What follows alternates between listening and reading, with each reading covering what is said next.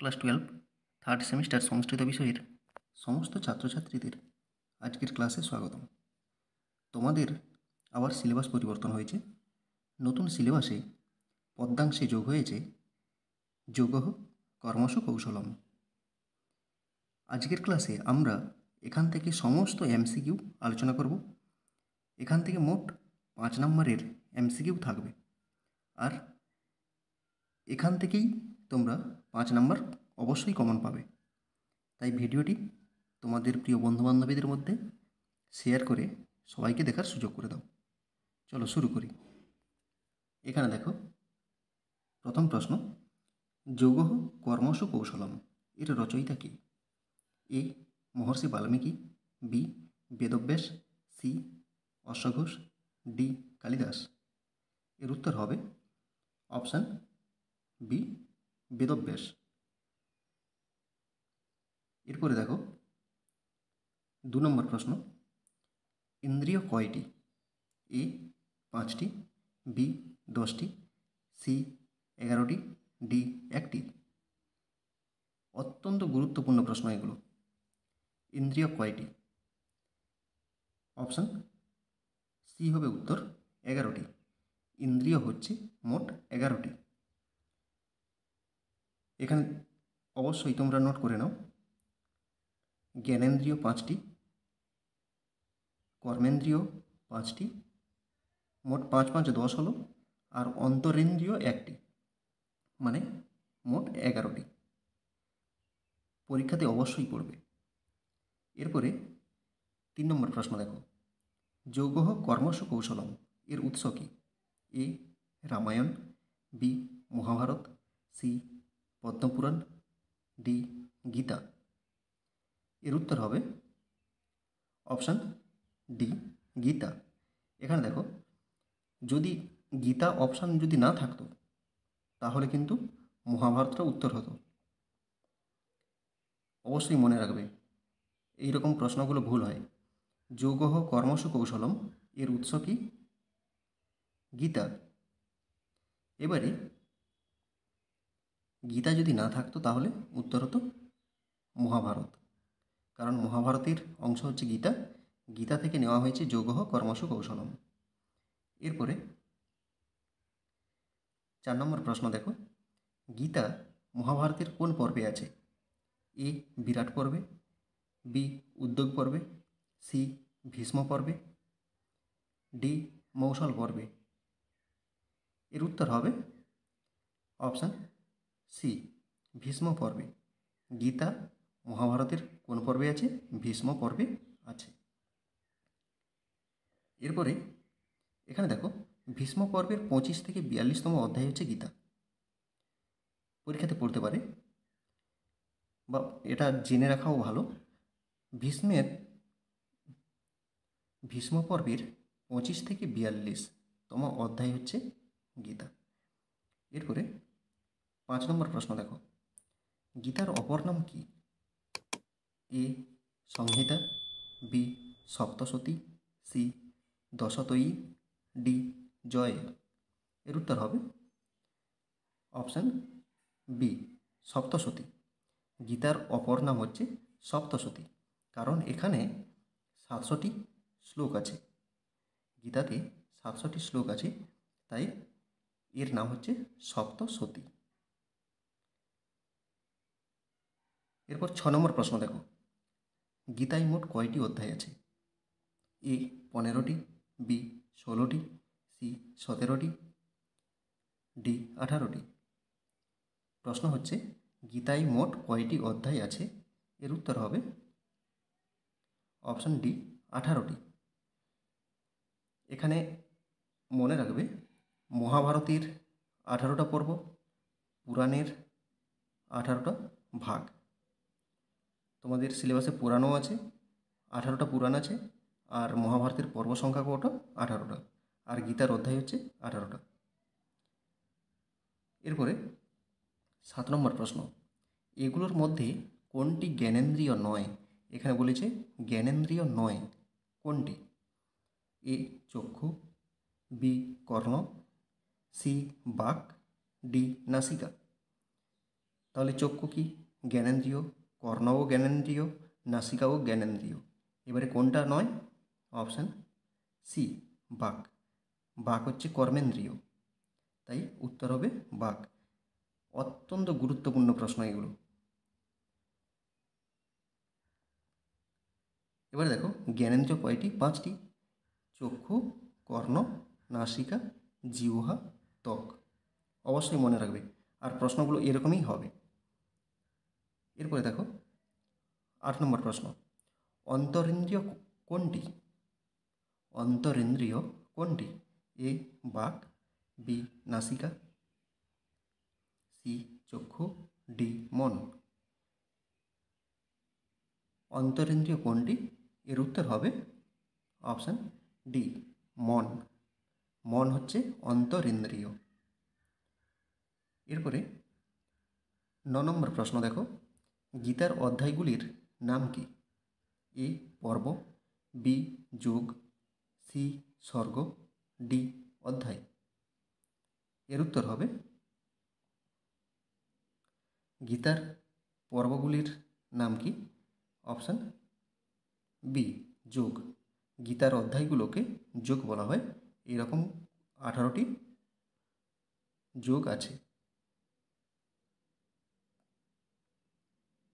10 নম্বর প্রশ্ন দেখো, কর্মযোগ গীতার কোন অধ্যায়ে আছে? কর্মযোগ গীতার কোন অধ্যায়ে আছে? এ প্রথম অধ্যায়, বি দ্বিতীয় অধ্যায়, সি তৃতীয় অধ্যায়, ডি চতুর্থ অধ্যায়। এর উত্তর হবে অপশান সি, তৃতীয় অধ্যায়। এখানে তোমাদের এই এই চারটা তোমাদের মনে রাখতে হবে, কারণ এগুলো তোমাদের পড়ার সম্ভাবনা খুবই প্রবল। প্রথম অধ্যায়ের নাম হচ্ছে অর্জুন বিষাদ যুগ, দ্বিতীয় অধ্যায়ের নাম হচ্ছে সাংখ্য যুগ, আর তৃতীয় অধ্যায়ের নাম হচ্ছে কর্মযুগ, চতুর্থ অধ্যায়ের নাম হচ্ছে জ্ঞান যুগ। তোমরা এগুলো পরপর মনে রাখবে একটু, আর 18টা ভাগের নাম মনে রাখলে তো আরও ভালো হয়। এরপরে 11 নম্বর প্রশ্ন দেখো, এগুলোর মধ্যে কোনটি জ্ঞানেন্দ্রিয়? এ হস্ত, বি উপস্থ, সি নাসিকা, ডি পায়ু। বলছে কোনটি জ্ঞানেন্দ্রিয়? এখানে উত্তর হবে অপশান সি, নাসিকা। নাসিকা হচ্ছে জ্ঞানেন্দ্রিয়। আর এগুলো প্রত্যেকটা হচ্ছে কর্মেন্দ্রিয়। হস্ত, উপস্থ, পায়ু এগুলি হচ্ছে কর্মেন্দ্রিয়। এরপরে দেখো এগুলির মধ্যে কোনটি কর্মেন্দ্রিয় নয়? বলেছে কোনটি কর্মেন্দ্রিয় নয়। আগে প্রশ্নগুলো কিন্তু ভালো করে দেখবে, তারপরে উত্তর দেবে। এ বাক, বি পানি, সি উপস্থ, ডি কর্ণ। তাহলে কর্মেন্দ্রিয় নয় বলছে, কী হবে? Option D. এগুলির মধ্যে কোনটি কর্মেন্দ্রিয় নয়? কর্ণ। কারণ বাকিগুলো অবশ্যই কর্মেন্দ্রিয়, এগুলো উপস্থ। এখানে 5টি কর্মেন্দ্রিয় দেখো কি কি? বাক বা মুখ, পানি বা হাত, পাদ বা পা, পায়ু আর উপস্থ। এগুলো হচ্ছে কর্মেন্দ্রিয়। অবশ্যই তোমরা মনে রাখবে, কারণ পরীক্ষাতে এইরকমই পড়ে এবং এগুলোই পড়বে। এরপরে 13 নম্বর প্রশ্ন দেখো, গীতায় কার উপদেশ বর্ণিত হয়েছে? A Arjun, B Shrikrishna, C Sanjay, D Dhritarashtra. এর উত্তর হবে অপশান বি, শ্রীকৃষ্ণ। গীতায় কার উপদেশ বর্ণিত হয়েছে? শ্রীকৃষ্ণের উপদেশ বর্ণিত হয়েছে। এরপরে এখানে দেখো গীতাতে অর্জুন কতগুলি বাক্য বলেছিলেন? 85টা। শ্রীকৃষ্ণ কতগুলি বলেছেন? 574টা। সঞ্জয় কতগুলো বলেছেন? 40টা। আর ধৃতরাষ্ট্র কতগুলি বলেছেন? 1টা। মোট 700। মোট 700টা শ্লোক আছে এখানে। এরপরে 14 নম্বর প্রশ্ন দেখো, শ্রদ্ধাবান পুরুষ কী লাভ করে? এ অর্থ, বি যশ, সি জ্ঞান, ডি শান্তি। এর উত্তর হবে অপশান সি, শ্রদ্ধাবান পুরুষ জ্ঞান লাভ করে। শ্রদ্ধাবান, তৎপর, সংযতেন্দ্রিয় পুরুষ জ্ঞান লাভ করেন। এখানে শ্রদ্ধাবানের পরিবর্তে তৎপরও থাকতে পারে বা সংযতেন্দ্রিয়ও থাকতে পারে, মনে রাখবে। এরপরে 15 নম্বর প্রশ্ন, এই সংসারে কার মতো পবিত্র আর কিছুই নেই? এ জ্ঞান, বি বিদ্যা, সি কাম, ডি অবিদ্যা। এর উত্তর হবে অপশান এ, এই সংসারে জ্ঞানের মতো পবিত্র আর কিছুই নেই। এরপরে 16 নম্বর প্রশ্ন দেখো, তত্ত্বদর্শী পুরুষের কাছে কিভাবে তত্ত্বজ্ঞান লাভ করতে হবে? এ প্রণত হয়ে, বি গুরুর সেবা করে, সি কপটতা দূর করে, ডি সব কটি। এর উত্তর হবে সব কটি। তত্ত্বদর্শী পুরুষের কাছে প্রণত হয়ে, গুরুর সেবা করে, কপটতা দূর করে তত্ত্বজ্ঞান লাভ করতে হয়। এরপরে 17 নম্বর প্রশ্ন দেখো, স্থূল শরীরের থেকে শ্রেষ্ঠ কে? স্থূল শরীরের থেকে শ্রেষ্ঠ কে? এ মন, বি বুদ্ধি, সি আত্মা, ডি ইন্দ্রিয়। এর উত্তর হবে অপশান ডি ইন্দ্রিয়। স্থূল শরীরের থেকে শ্রেষ্ঠ হচ্ছে ইন্দ্রিয়। এখানে দেখো, এই চারটা অবশ্যই তোমরা মনে রাখবে। স্থূল শরীরের থেকে শ্রেষ্ঠ ইন্দ্রিয়, আবার ইন্দ্রিয়ের থেকে শ্রেষ্ঠ মন, আবার মনের থেকে শ্রেষ্ঠ বুদ্ধি, বুদ্ধির থেকে শ্রেষ্ঠ আত্মা, যাকে আমরা অহম বা আমি বলি। আমি, তোমরা অতি অবশ্যই এটা মনে রাখবে। এরপরে 18 নম্বর প্রশ্ন দেখো, ইন্দ্রিয়, মন ও বুদ্ধির দ্বারা জ্ঞানকে কে আবৃত করে? ইন্দ্রিয়, মন ও বুদ্ধির দ্বারা জ্ঞানকে কে আবৃত করে? এ অজ্ঞান, বি কাম, সি অবিদ্যা, ডি লোভ। এর উত্তর হবে অপশান বি কাম। ইন্দ্রিয়, মন ও বুদ্ধির দ্বারা জ্ঞানকে কাম আবৃত করে। এরপরে 19 নম্বর প্রশ্ন দেখো, কামের আশ্রয় কি? এ ইন্দ্রিয়, বি মন, সি বুদ্ধি, ডি সব কটি। এর উত্তর হবে অবশ্যই সব কটি। কামের আশ্রয় হচ্ছে ইন্দ্রিয়, মন এবং বুদ্ধি। এরপরে 20 নম্বর প্রশ্ন দেখো, শ্রেষ্ঠ ব্যক্তিকে কে অনুসরণ করে? এ জ্ঞানী ব্যক্তি, বি ধনী ব্যক্তি, সি ইতর ব্যক্তি, ডি তত্ত্বজ্ঞ ব্যক্তি। এর উত্তর হবে অপশান সি ইতর ব্যক্তি, ইতর বা সাধারণ ব্যক্তি। শ্রেষ্ঠ ব্যক্তিকে ইতর বা সাধারণ ব্যক্তি অনুসরণ করে। এরপরে 21 নম্বর প্রশ্ন দেখো, যৌগ শব্দের অর্থ কী? যৌগ শব্দের অর্থ কী? এ যুক্ত করা, বি সম্পর্ক, সি কর্মে কুশলতা, ডি যুদ্ধের দক্ষতা। এর উত্তর হবে অপশান সি কর্মে কুশলতা। যৌগ শব্দের অর্থ হচ্ছে কর্মে কুশলতা। এরপরে 22 নম্বর প্রশ্ন দেখো, গীতার প্রথম সংস্কৃত ভাষ্যকার কে? A Ramanuja, B Shri Chaitanya, C Shankaracharya, D Dayananda Saraswati. এর উত্তর হবে অপশান সি শঙ্করাচার্য। গীতার প্রথম সংস্কৃত ভাষ্যকার হলেন শঙ্করাচার্য। এরপরে 23 নম্বর প্রশ্ন দেখো, মনে মনে যে বিষয় চিন্তা করে সে হল এ সাধু ব্যক্তি, বি উত্তম ব্যক্তি, সি মিথ্যাচারী, ডি বিষয়ভোগী। এর উত্তর হবে অপশান সি মিথ্যাচারী। মনে মনে যে বিষয় চিন্তা করে সে হলো মিথ্যাচারী। এই মিথ্যাচারীকে ব্যর্থাচারীও বলা হয় বা ব্যর্থ আচারী। 24 নম্বর প্রশ্ন দেখো, গীতাকে কোন শাস্ত্রের সার বলা হয়? A Bhagavata Purana, B Upanishad, C Mahabharata, D Veda. এর উত্তর হবে, গীতাকে কোন শাস্ত্রের সার বলা হয়? উপনিষদ, উপনিষদের সার বলা হয়। এরপরে দেখো 25 নম্বর প্রশ্ন, বিমূঢ়াত্মা পদে কি সমাস হয়েছে?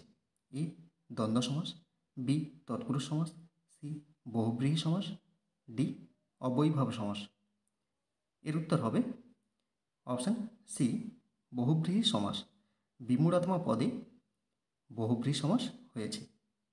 এরপরে 26 নম্বর প্রশ্ন দেখো, মিথ্যাচার কাকে বলে? এ সংযতেন্দ্রিয়, বি জিতেন্দ্রিয়, সি অসংযতেন্দ্রিয়, ডি সংযতেন্দ্রিয় এবং মানসিকভাবে ভোগী। অপশান ডি হবে উত্তর। সংযতেন্দ্রিয় মানে ইন্দ্রিয়গুলোকে সংযত করার ভান করে মনে মনে সেই ইন্দ্রিয়ভোগ্য বিষয়গুলোকে স্মরণ করে তাকে কি বলা হয়? মিথ্যাচারী বলা হয়। এরপরে 27 নম্বর প্রশ্ন দেখো, মিথ্যাচার পদে কি সমাস হয়েছে? এ দ্বন্দ্ব সমাস, বি অব্যয়ীভাব সমাস, সি বহুব্রীহি সমাস, ডি তৎপুরুষ সমাস। এর উত্তর হবে অপশান সি বহুব্রীহি সমাস। মিথ্যাচার পদে বহুব্রীহি সমাস হয়েছে।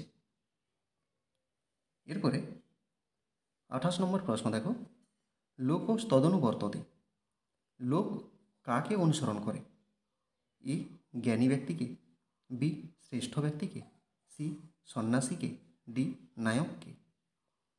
এর উত্তর হবে অপশান বি শ্রেষ্ঠ ব্যক্তিকে। লোকস তদনুবর্ততে, লোক কাকে অনুসরণ করে? শ্রেষ্ঠ ব্যক্তিকে অনুসরণ করে। এরপরে 29 নম্বর প্রশ্ন দেখো, সযৎ প্রমাণম কুরুতে, এখানে স্বপদের দ্বারা কাকে বোঝানো হয়েছে? এ জ্ঞানী ব্যক্তিকে, বি সন্ন্যাসীকে, সি শ্রীকৃষ্ণকে, ডি শ্রেষ্ঠ ব্যক্তিকে। এখানে উত্তর হবে অপশান ডি শ্রেষ্ঠ ব্যক্তিকে। সযৎ প্রমাণম কুরুতে, এখানে স্বপদের দ্বারা কাকে বোঝানো হয়েছে? শ্রেষ্ঠ ব্যক্তিকে বোঝানো হয়েছে। এরপরে 30 নম্বর প্রশ্ন দেখো, শ্রদ্ধাবান লভতে জ্ঞানম, এই কথাটি কে বলেছেন? A Arjun, B Shrikrishna, C Sanjay, D Dhritarashtra. এখানে উত্তর হবে অপশান বি শ্রীকৃষ্ণ। তো এখানে কে বলেছেন এইরকম যদি তোমাদের কোনো প্রশ্ন থাকে তাহলে সেখানে শ্রীকৃষ্ণ অবশ্যই করবে। এরপরে 31 নম্বর প্রশ্ন দেখো, সিদ্ধি শব্দের অর্থ কী? এ সাফল্য, বি নৈষ্কর্ম সিদ্ধি, সি নিষ্কাম কর্ম, ডি নৈমিত্তিক কর্ম। এর উত্তর হবে অপশান বি নৈষ্কর্ম সিদ্ধি। সিদ্ধি শব্দের অর্থ হচ্ছে নৈষ্কর্ম সিদ্ধি। এরপরে 32 নম্বর প্রশ্ন দেখো, সিদ্ধি শব্দের ব্যুৎপত্তি কী? সিদ্ধ যুক্ত 3 প্রত্যয়, বি সিদ্ধ যুক্ত 3 প্রত্যয়, সি সিদ্ধ যুক্ত ইন প্রত্যয়, ডি সিদ্ধ যুক্ত ঋণী প্রত্যয়। এর উত্তর হবে অপশান এ সিদ্ধ যুক্ত 3 সিদ্ধি। এরপরে 33 নম্বর প্রশ্ন দেখো, মিথ্যাচারহ শব্দের অর্থ কী? এ মিথ্যাবাদী, বি ব্যর্থ আচারী, সি হঠকারী, ডি ভণ্ড। মিথ্যাচারহ শব্দের অর্থ হচ্ছে অপশান বি ব্যর্থ আচারী বা ব্যর্থাচারী। এরপরে 34 নম্বর প্রশ্ন দেখো, শ্রীমদ্ ভগবত গীতার রচয়িতা কে? A Valmiki, B Vedvyas, C Shrikrishna, D Arjun. এর উত্তর হবে শ্রীমদ্ ভগবদ্গীতার রচয়িতাকে, অপশান বি বেদব্যাস। এখানে বেদব্যাসের পিতা হলেন পরাশর, মাতা হলেন সত্যবতী, মনে রাখবে অবশ্যই। 35 নম্বর প্রশ্ন দেখো, গীতাকে কী বলা হয়? এ যোগশাস্ত্র, বি বেদান্ত, সি ধর্মশাস্ত্র, ডি মহাকাব্য। এর উত্তর হবে গীতাকে কী বলা হয়? Option A যোগশাস্ত্র। গীতা হচ্ছে যোগশাস্ত্র, আর শ্রীকৃষ্ণকে যোগেশ্বর বলা হয়। এরপরে 36 নম্বর প্রশ্ন দেখো, অনন্ত মুক্তি কিভাবে সম্ভব? এ অসুয়ার দ্বারা, বি শ্রদ্ধার দ্বারা, সি কর্মহীনতার দ্বারা, ডি মিথ্যাচারের দ্বারা। উত্তর হবে অপশান বি শ্রদ্ধার দ্বারা। অনন্ত মুক্তি কিভাবে সম্ভব? শ্রদ্ধার দ্বারা সম্ভব। এরপরে 37 নম্বর প্রশ্ন দেখো, কর্মেন্দ্রিয়কে সংযত রেখে মনে মনে ইন্দ্রিয় বিষয় স্মরণকারীকে কী বলা হয়? এ সদাচারী, বি সংযমী, সি মিথ্যাচারী, ডি কদাচারী। কর্মেন্দ্রিয়কে সংযত রেখে মনে মনে ইন্দ্রিয় ভোগ্য বিষয়কে স্মরণ করে যে, তাকে বলা হয় অপশান সি মিথ্যাচারী। এরপরে 38 নম্বর প্রশ্ন দেখো, মহাভারতের নায়ক কে? A Arjun, B Shrikrishna, C Yudhishthir, D Bhim. এর উত্তর হবে অপশান বি শ্রীকৃষ্ণ। মহাভারতের নায়ক হলেন শ্রীকৃষ্ণ। এরপরে 39 নম্বর প্রশ্ন দেখো, মূল মহাভারতের নাম কি? মূল Mahabharata, A Jaya, B Bharat, C Mahabharata, D Bharat Samhita. এর উত্তর হবে অপশান এ জয়। মূল মহাভারতের নাম হচ্ছে জয়।